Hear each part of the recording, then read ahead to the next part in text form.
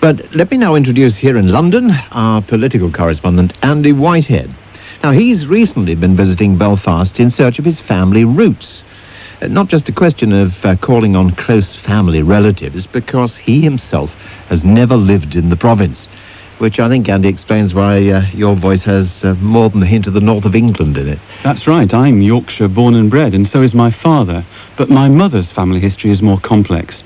She herself was born in Glasgow, but her father was born and brought up in Belfast, and it's him I wanted to find out more about. Why did you want to do this?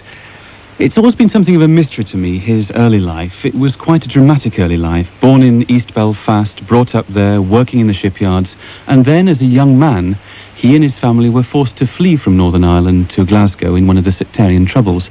And those early years of his life, in the early years of this century, have always been a little mysterious.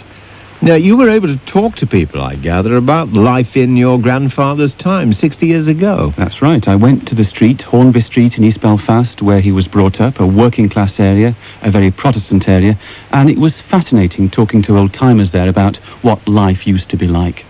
Hornby Street, Bright Street, Chamberlain Street, Monroe Street, all adjacent to one another, all of a pattern, much of a kind. The men, mostly the shipyard, the women who work in the mills. Well, times were hard, but nevertheless they were happy, for each one helped one another.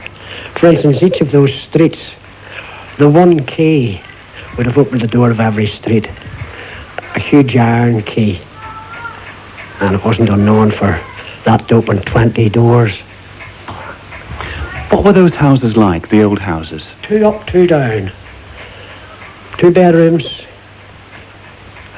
Outside toilets? Outside toilets. That was in the 30s and the 20s. The Depression was on, and there wasn't much work. And if the men had to go to work, all they got was these chits where they get their groceries. They never got paid money. They had to go and dig in the streets and do something for that, them chits. But my father was a shipwright, and he never was idle. When my grandfather was young, these streets were dominated by the shipyard. Indeed, as I walk down Hornby Street, the cranes of the Harland and Wolff yard still tower above. My grandfather was apprenticed at that very yard. Now, not one man in Hornby Street works at the yard. The last gave up his job just a few days ago. Your grandfather, you were saying, was a Protestant. How much was he involved in, over the years, demonstrations demanding that Northern Ireland should remain part of the United Kingdom? Well, this is a very proudly Protestant part of Belfast, a very orange area in the local parlance. My grandfather's father was a very strong Orangeman. That's a member of the main Protestant Unionist movement. And my grandfather himself was always sympathetic to the Orange movement. Your grandfather, I gather, was at some time, to use the expression that's used in Northern Ireland, burnt out.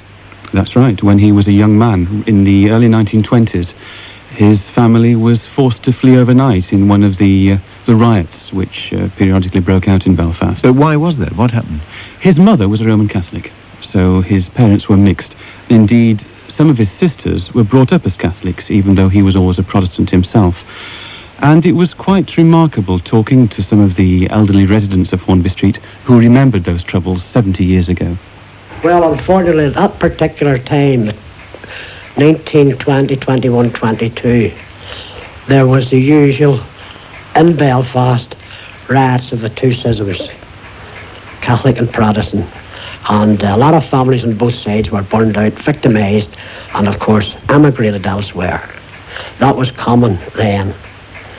They used to burn out the, what we call the square grocers, and the shops would have set fire to them and they would have looted them and threw the stuff up the entries and over the yard walls. My father used to go mad.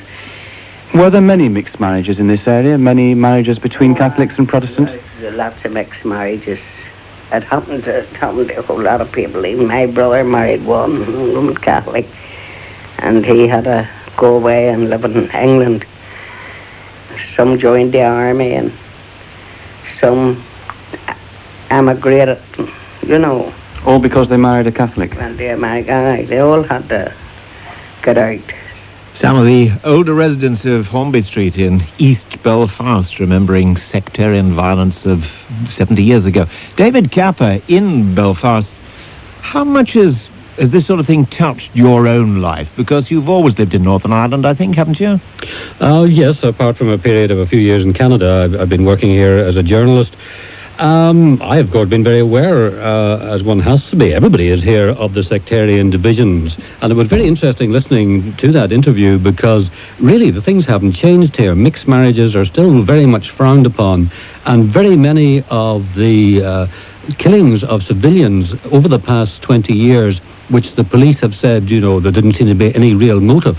If you do a little bit of investigating, you'll find that the motive was a mixed marriage, that somebody had married somebody of the opposite persuasion, and some people with guns had decided to teach them a lesson.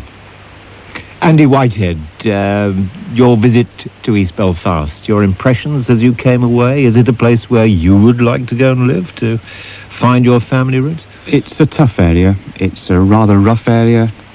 A bit down at heel, very much working class, very proud.